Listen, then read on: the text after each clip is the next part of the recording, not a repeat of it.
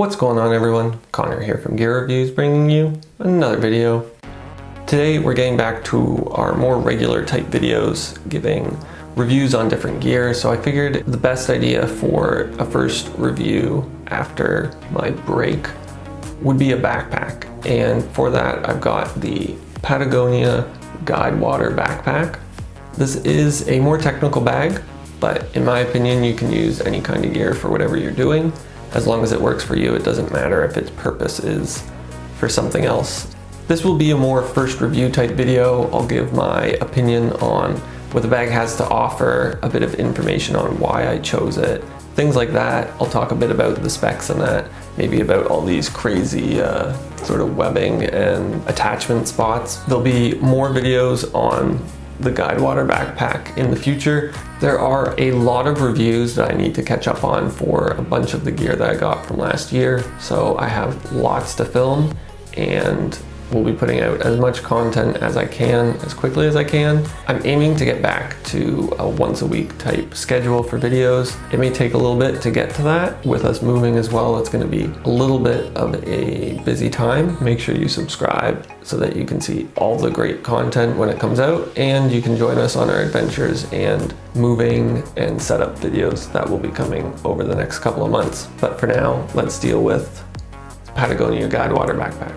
What really made me buy this bag. As some of you may know, I've been on the search for a more water resistant type backpack for a while.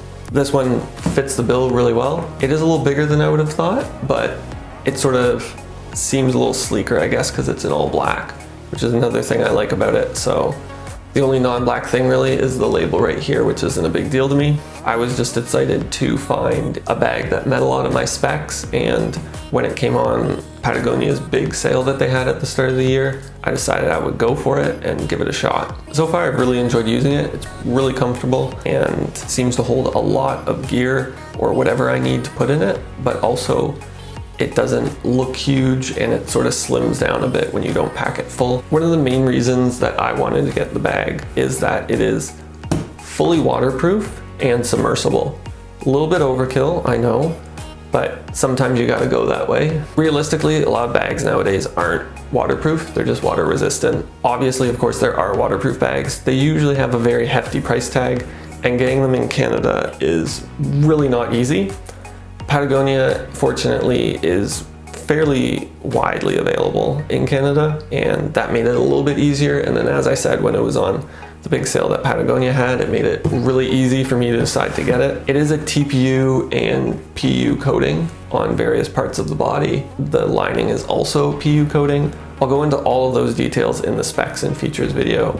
Having a puppy makes things a little more time consuming. When you're outside, you can't just do what you need to do, put your stuff in the car and leave. You have to be sure to get all of the puppy's stuff and make sure they're not getting into things, get them situated, all those sort of things. So having a bag that I didn't have to worry about was great, especially with some of the snowstorms we've had in the past couple months. Having tons of snow just sit on it and nothing happening has been amazing. I don't have to worry about anything that's inside. One of the other reasons I really like this bag, and I didn't even realize it when I ordered it, was that it stands by itself. So I'm not touching it. There's nothing underneath it. No matter which way I put it, it will remain standing by itself, which is great because then you can load it how you need to. It all has to do with the way they've made the bottom. So it's got the back panel that comes down near it, so it provides a bit of a rigid edge for it to put a lot of its weight on. Then the front, just the overall sort of flat bottom to the front, so it can just sit however you need. I, for one, haven't always been needing that feature, but having had it now, it is really nice and makes it really convenient. So if we go inside for a bit of a feature look, the zipper is still a little stiff, as you can hear. So I just have 2 blankets inside. I'll just sort of unwrap it here for you. So that's the inside of the bag. And what I mean when I say about how it really does hold a lot for 29 liters, this is about half the bag filled, right? Right there is where the blanket is. So you got at least, a third of the bag still left. Probably really close to half, depending on how you want to pack it and what you need to put in it. They're a good sized blanket, and that's how big they are, both of them, and you just sort of have the bag eat it up, which is really great. This is the empty inside of the bag. So you can see it's got a lot of space in it. It's just really a big empty compartment, which is nice. Has an organizer here.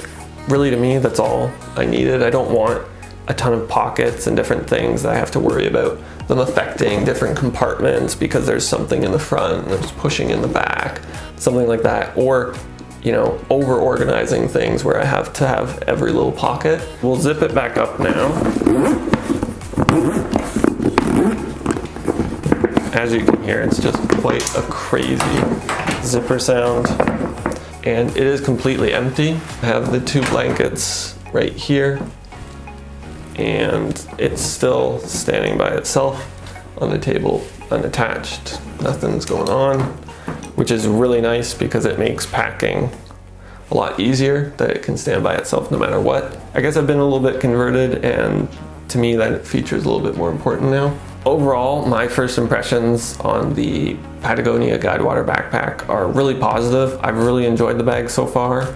I think it's one of those examples of bag's purposes really just matter to the user, as it should be with any gear. And I see that I'll be using this bag for a lot more adventures, trips, daily activities, anything.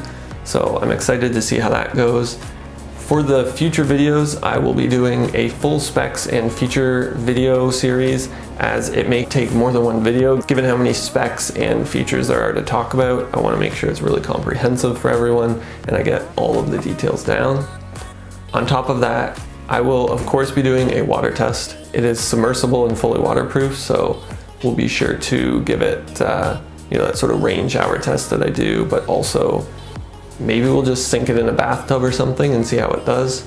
I'll also do some packing videos on it, dependent on if you're going on a trip, if you're doing daily things, or if you're using it for sort of a mix. As we saw, it can definitely hold some blankets, so that's always helpful. I may do some comparisons to show you how it stacks up to other backpacks that I have. I will also do a weight comparison to really show you all it's not that heavy for the kind of bag that it is.